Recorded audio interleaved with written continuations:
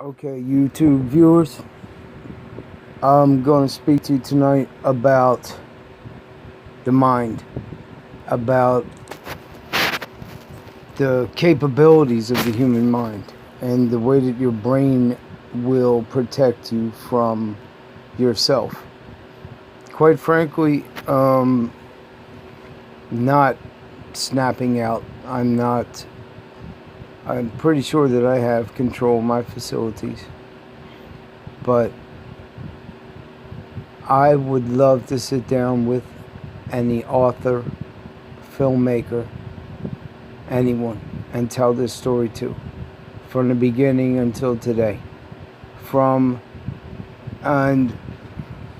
you can say what you want. You want to make fun of me because I was hurt. I got an email from Rachel, I think 1234. Rachel sent me a picture of a Catholic priest with some caption underneath of it, and they think that's hilarious. And well, you're a monster. But anyway, if you just want to send me those kind of things, I'm fine with that. Ta-da, congratulations, you. But since my earliest memories are of being sexually assaulted, reporting it, being sexually assaulted for reporting it, being physically assaulted every single day. This was in school, by the way. I went to St. Bridget's Catholic down East Falls, Pennsylvania, and I was sexually assaulted and reported it, told my mother. She told me shut the fuck up. So then this was because my brother and I were being physically and emotionally and everything. We were being destroyed by Dennis Leahy and Michelle Ikerbaki, who, God willing, have passed away by now. Michelle was a vicious addict. Dennis apparently was too. He was fat, so I never really thought that he was capable of being on drugs and being fat at the same time. I always associated drug use with skeletons. Anyway, that's just not true. We all know that. Okay, so I got to go back to what I can remember. My first memories are of my brother and I in the bathtub, and Dennis coming in and pissing on us. I remember being thrown on the bed in my father's room naked, and Dennis being naked and jumping up and down on us on the bed. And I remember them giving me something to drink. It tasted horrible. And I remember Michelle telling me to eat her peaches. And, well, quite frankly, I could not eat peaches until I was about, 23. So, canned peaches, I couldn't do it. They were disgusting. Even the consistency of the syrup reminded me of the garbage coming out of her vagina. It looked like a peach pit, red, big hole. It was horrible. And Dennis was sitting there naked next to us. I can't remember anything after, her telling me to eat her peaches. And then Dennis, I remember he's playing with his dick, his big, nasty, disgusting monster. Sitting there. He had glasses. Well, this went on for a while. Called my grandma. She came and got us one night. It was particularly bad. Came and got us. Yelled at them. Took us over her house. She saved me that night, but couldn't do nothing about the others. Anyway, so I don't know if I should say anything more about the sexual assault at the church, because I have attorneys on that. Finally, thank you, Jesus. It took many years. I now know without a doubt. See, I'm going to tell my attorneys, but I can't tell you about it. But basically, let's just put it this way. I took a bottle of pills. They put me in Children's Hospital. I got a hold of some Valium Valium. Thank you, doctor, for treating me. Anyway, I got a hold of the youth people in Philadelphia, who said they were going to put me in placement, but then they came down to take me to Eastern State Psychiatric Hospital when I ran. And I ran home to my grandmother's from Children's Hospital to East Falls. I don't know, it has to be 12 miles. I don't remember, but it was a far walk. I went home. I went up the street. I stole a gun from a friend of mine, his dad, and went back to Children's Hospital because, frankly, it was going to be a shootout. I was going to shoot. There was a girl that came there, and she kept saying she wanted to kill herself, and well, she gave me a clove cigarette, and of course I fell in love. She had red hair, she looked very young, and she was not American. I thought she was the most beautiful thing I'd ever seen. So I figured I'd be doing her a favor by shooting her in her head and then shooting myself in the head. Well, the shooting myself in the head occurred. Okay, I'm telling you point blank that I shot myself in the right temple with what apparently is a .22. I'm pretty sure that it's still laying down there in the bushes. I got stopped on the way home. I jumped on the back of a freight train. There were men working on the tracks. They did see this. They ran toward me. So I ran away, of course, not dead. God had other plans. That's all there is to it. Don't say anything about the ammunition being old. And it was a long barrel .22. Okay. So then I was just going to get a bigger gun. And I guess God intervened. I jumped on the back of a freight train.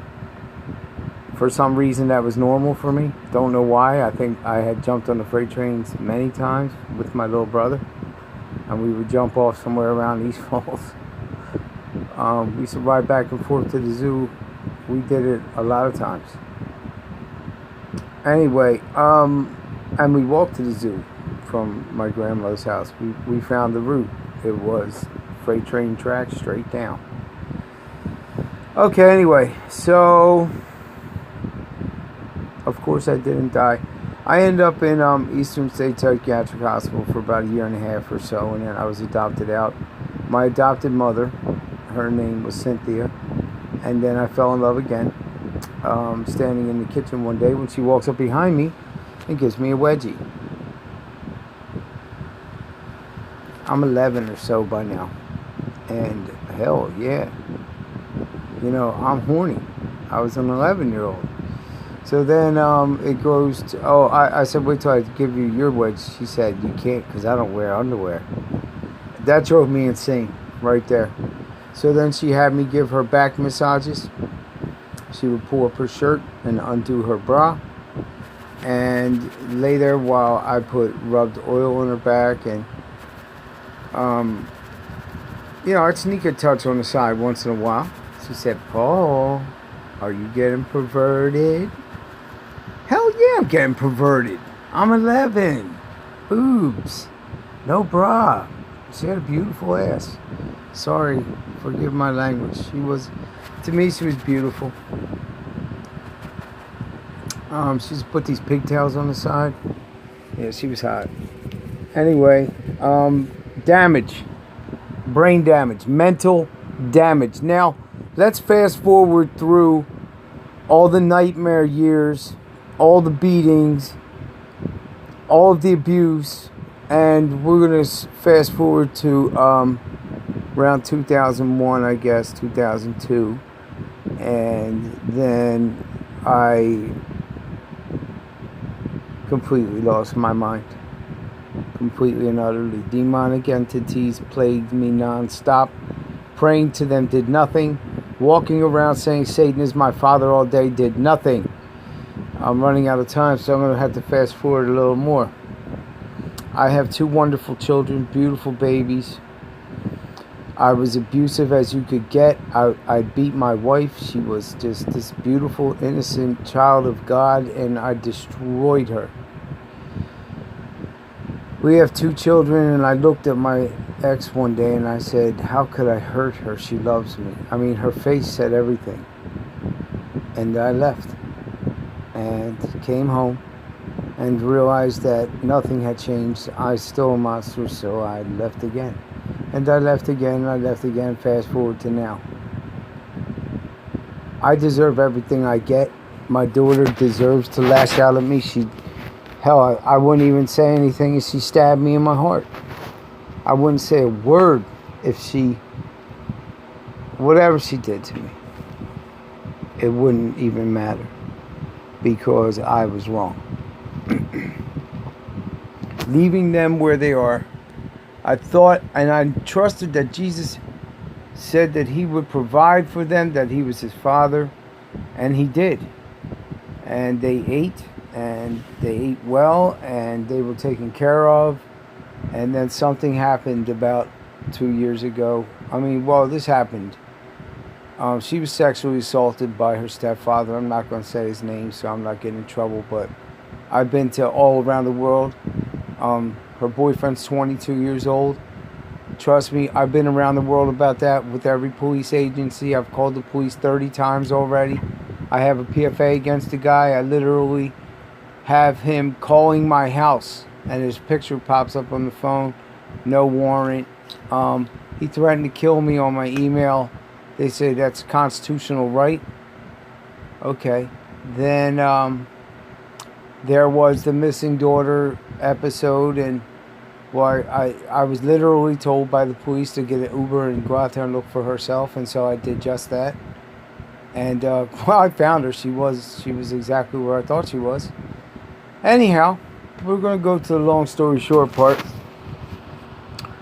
I've done everything in my possible power with the police. I've done everything I possibly can to try to, just figure this out, man, and try different avenues. And, well, all it did was get me in trouble.